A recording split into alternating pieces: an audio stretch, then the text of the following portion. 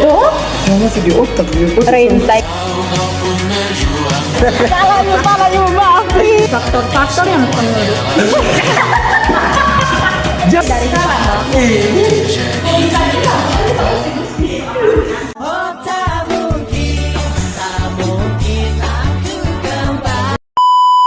Perkenalkan, nama saya Julio Ledo dengan NIM 23190098.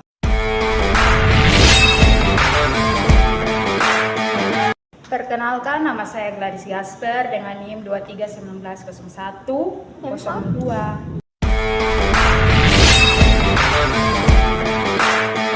Perkenalkan, nama lengkap saya Tresia Anyusiata Mau dengan NIM 23190120.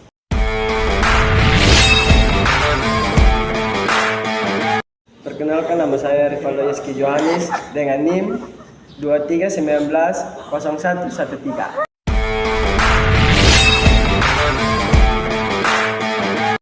Perkenalkan, nama saya Alma Romeo Alexandria Pauline dengan NIM 23190137.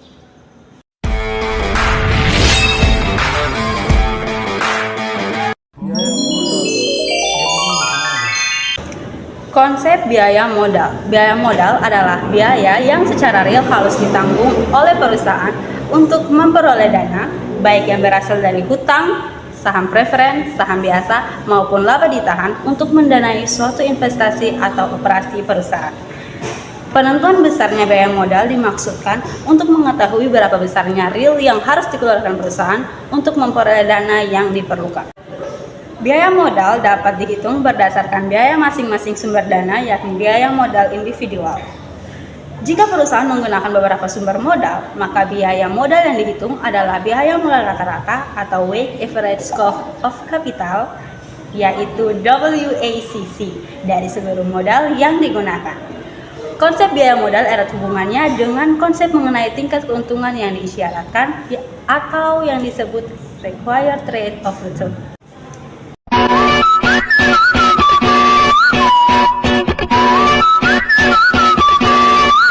Biaya modal individual atau hutang jangka panjang. Hutang jangka panjang terdiri dari hutang bank, obligasi, dan hutang hipotek. Biaya modal dari penggunaan hutang jangka panjang dihitung dengan cara biaya hutang sesudah pajak sama dengan biaya hutang sebelum pajak 1 sampai tingkat pajak.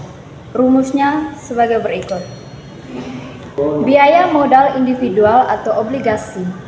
Biaya penggunaan hutang jangka panjang biasanya berasal dari obligasi. Rumusnya sebagai berikut. Biaya modal individual atau saham preferen. Biaya modal saham preferen diperhitungkan sebagai tingkat keuntungan yang diisyaratkan oleh pemegang saham preferen.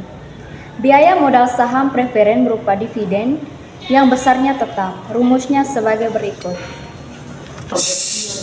Biaya modal individual atau saham biasa. 1. Biaya modal saham biasa merupakan biaya yang dikeluarkan oleh perusahaan yang memperoleh dana dengan menjual saham biasa untuk investasi.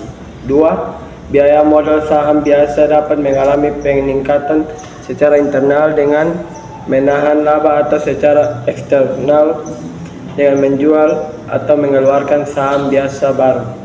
3. Perusahaan dapat membagikan laba setelah pajak yang diperoleh sebagai dividen.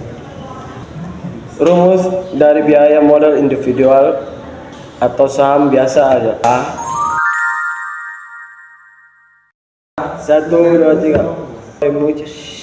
Sutekan. Memang. Bulan tuh. Biaya modal individual atau laba ditahan. Bila penggunaan dana yang berasal dari laba ditahan juga ada biayanya. Besarnya biaya penggunaan dana yang berasal dari laba ditahan adalah sebesar biaya penggunaan dana yang berasal dari saham biasa. Rumus dari biaya modal individual atau emisi saham biasa baru adalah Diam senyak dong, diam saya. Bukannya dia selesai jam 12. Selesai jam 12. Biaya modal keseluruhan merupakan biaya modal yang memperhitungkan seluruh biaya atas modal yang digunakan oleh perusahaan. Biaya modal yang diperhitungkan merupakan biaya modal dari seluruh jenis yang digunakan. Biaya modal keseluruhan bermanfaat dalam kaitannya dengan penilaian usulan investasi jangka panjang. Karena biaya modal dari masing-masing sumber dana berbeda, maka menetapkan biaya modal perusahaan secara keseluruhan dihitung dengan WACC. Rumus biaya modal keseluruhan adalah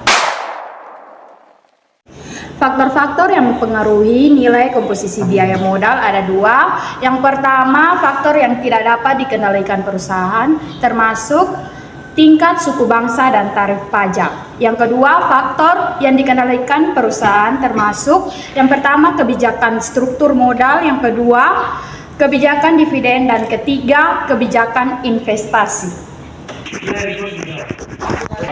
2, 3. Demikian. Sekian dari presentasi kami. Terima kasih. Bye. See you.